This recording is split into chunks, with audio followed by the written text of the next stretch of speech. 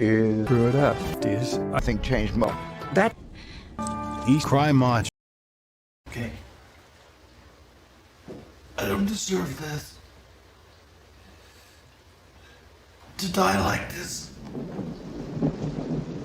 I was building a house. Deserves got nothing to do with it. Clint is a very learned storyteller. And roll it! Rolling! Speed! He always makes an interesting movie. Always makes an interesting movie. Always. Now push it towards him. Push it. There you go. Clint Eastwood's films have very happy companies, and he comes in under schedule and he comes in under budget every single time. If you have a good screenplay, you're 50% there, and if you cast it well, you're at 40% on top of that, and there's 10% of which you can screw it up.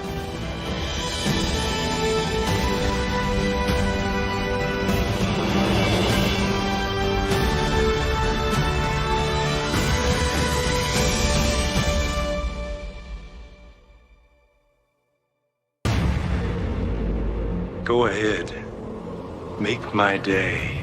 For most actors, being the biggest movie star in the world would be enough. But for Clint Eastwood, a restless desire to move behind the camera started early. When I was a young contract player back in the early 50s, I used to go down to the sound stages at Universal all the time, and I was always curious about the directors and curious about how they were putting it together, and I'd watch various shows.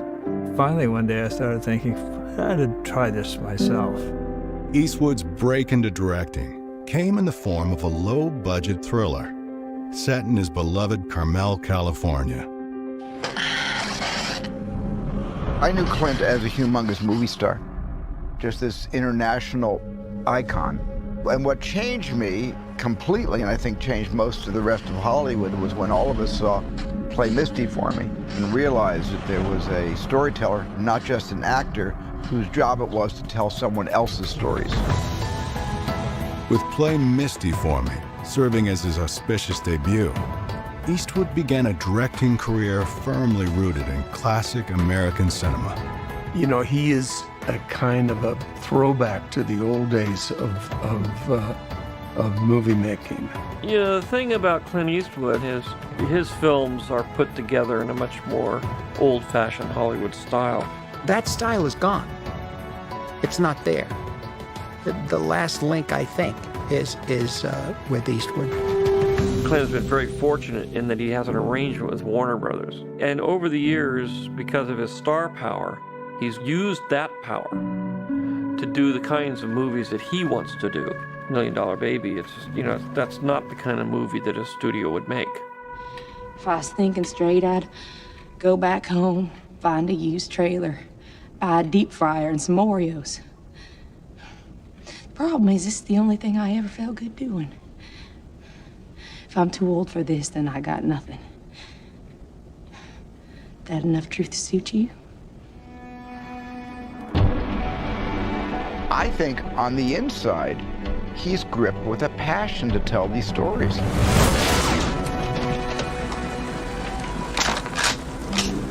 All right, I'm coming out. Any son of a bitch takes a shot at me, not only gonna kill him, I'm gonna kill his wife, all his friends, burn his damn house down. Eastwood's passion for filmmaking has never been more apparent than in his greatest Western, a film that turns the legend of the mythic gunslinger inside out.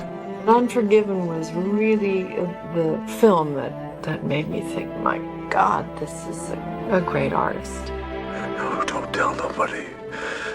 Don't tell my kids. None of the things I done here. All right, Will.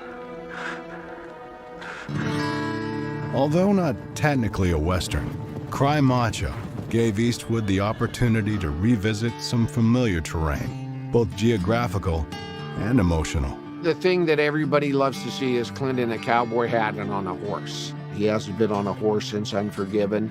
We'll see if we're the right leg length. But the first day that we filmed the scene of him up on the horse, the crew, they were just like all so excited. It was a special moment. He's back in the saddle again. Good. Get your heels down. Your dad's gonna be a happy man. See that. There's also sparks for a relationship with a woman in his life again. Okay. Eso. I'm catching on to this stuff. Sí. But it is a love story. Yeah. It's got that in it. It's got a lot of different other aspects to it. It gives you all of those great iconic moments that you've seen in all other Eastwood films. You want him to go and ride his horse off into the sunset. Yeah. I hear you loud and clear. The most amazing thing about Clint Eastwood is, among all of us, Clint is the most eclectic.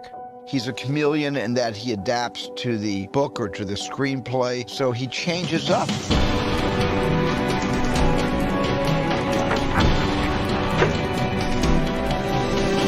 Brace for impact.